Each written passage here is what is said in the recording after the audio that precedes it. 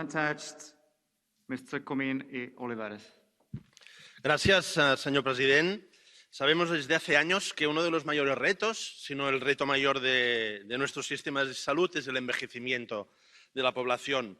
Hasta ahora focalizados en las enfermedades agudas, nuestros modelos asistenciales se van centrando cada vez más en la atención de la cronicidad. Nuestra esperanza, responder a este reto desde el paradigma comunitario, que es tratar y cuidar al paciente crónico sin separarlo de su propio entorno social y familiar. Pero no nos engañemos porque este virus ha venido a complicarnos muy dramáticamente las cosas.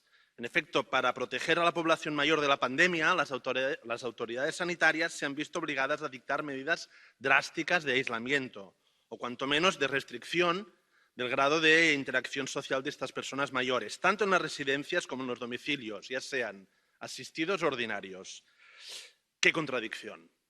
Y además, los y las profesionales de Long Term Care Facilities a menudo se han encontrado muy solos en su combate contra el COVID y muy desprotegidos. Es imperativo dotarlos de más medios y de mejores condiciones de trabajo. Pero, sobre todo, no esperemos a mañana para hacer una revisión crítica de un modelo de residencias que queda muy lejos de una idea profunda de la solidaridad intergeneracional. Muchas gracias. Our next speaker is Mr.